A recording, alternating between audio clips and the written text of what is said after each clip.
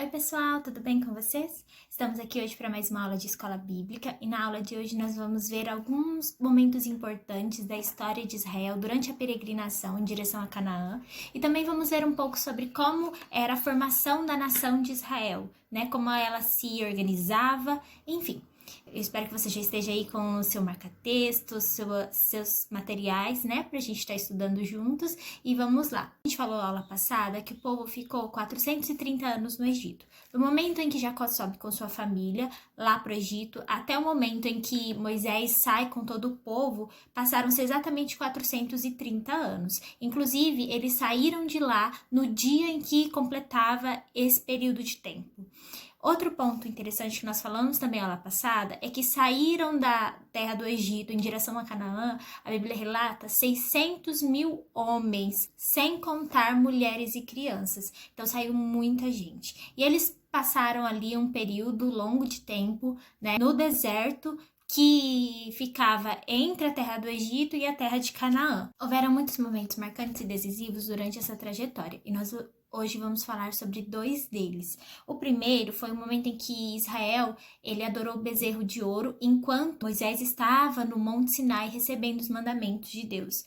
Nesse momento, o que acontece é que ali é estabelecido qual seria a tribo que serviria diante de Deus. Até então, Deus havia estabelecido o sacerdote, né, Arão e seus filhos, como seus descendentes, que também seriam os sacerdotes, mas não havia uma tribo especial que serviria a Deus. Porém, nesse momento em que o povo começa a servir esses deuses de forma desenfreada e eles não conseguem, né, eles não param, eles não se voltam outra vez para o Senhor, Deus estabelece que aqueles que eram por ele deveriam se posicionar e matar todos os seus irmãos que se recusavam a voltar ao Senhor, voltar o seu coração para Deus. E a Bíblia diz que a tribo de Levi toda, naquele momento, se levanta e se posiciona pelo Senhor e faz um assassinato, digamos assim, né? Eles mataram todos aqueles que haviam ali pecado e estavam pecando desenfreadamente. E por conta disso, Deus estabelece que a tribo de Levi,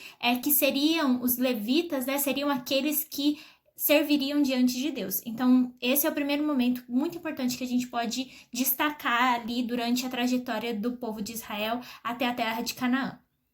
O segundo momento que nós podemos destacar é quando, pela primeira vez, Moisés manda espias até a terra de Canaã para averiguar a terra. Eles estavam ali no limiar da terra, já haviam, né, estavam próximos, e isso foi logo em seguida a saída da terra do Egito. E Moisés manda com que 12 homens, eram homens especificamente selecionados, né? Moisés selecionou homens que eram líderes entre o povo, e ele manda que esses homens, eles fossem até a terra de Canaã, que eles olhassem a terra, que eles vissem quais eram os pontos fortes, quais eram os pontos fracos, quais eram as vulnerabilidades daquele povo, vissem o fruto da terra e voltassem com um relatório, para que eles pudessem estar montando ali a estratégia, né, para estar entrando na terra. E a Bíblia diz que quando esses homens voltam, eles trazem um relatório dizendo que, olha, a terra é boa realmente, porém nela há gigantes, e eles falam como se eles não pudessem entrar naquela terra porque havia gigantes. E aquilo faz com que a nação de Israel, ela se rebelasse e ela quisesse voltar à terra do Egito, achando que seria impossível adentrar naquela terra. E por causa disso, né, Deus naquele momento estabelece que o povo de Israel passaria mais 40 anos no deserto. Ou seja, esse momento estabeleceu que eles ficariam 40 anos ali no deserto até que morresse toda aquela geração, porque eles não creram na promessa de Deus. Então, além desses dois momentos marcantes, né, da nação de Israel, enquanto eles estavam ali caminhando pelo deserto, nós vamos ver também alguns pontos de como se organizava a nação de Israel. A primeira delas é que a nação de Israel era formada por 12 tribos. Nós falamos aqui, né, em algumas aulas passadas, que eram os nomes dos 12 filhos de Jacó. Lembra, nós falamos que Jacó teve 12 filhos homens e esses filhos homens nomearam as tribos que formavam a nação de Israel. Lembrando que não existe lá uma tribo chamada tribo de José, né? Ficou conhecida como a meia tribo de Manassés e a meia tribo de Efraim, devido àquela bênção especial que Jacó deu para o seu filho antes da sua morte. Além disso, nós sabemos também que a nação de Israel, quando eles saíram do Egito, Moisés era o líder, né? E eles habitavam em tendas durante esse momento, né? Eles passavam ali, eles caminhavam muito, né? Se deslocavam muito, então eles habitavam em tendas. Outra característica é que havia ali uma tribo, nós falamos há pouco, que foi escolhida por Deus para que fosse responsável por toda a adoração, todo o serviço referente à adoração, essa tribo era responsável, que era a tribo de Levi, né, chamados de levitas. Essa tribo, eles não tinham direito à herança. Deus estabeleceu ali que quando eles chegassem a Canaã, uma parte do território seria dada a cada uma das tribos, porém a tribo dos levitas não tinham direito a esses territórios, né? Deus fala que ele seria a herança deles e que eles habitariam dentro do território dessas tribos. Além disso, a nação de Israel era regida pela lei mosaica. Por que mosaica? Porque foi a lei dada por Deus à nação de Israel. E ela era dividida em 3 vertentes: as leis morais, as leis civis e as leis cerimoniais.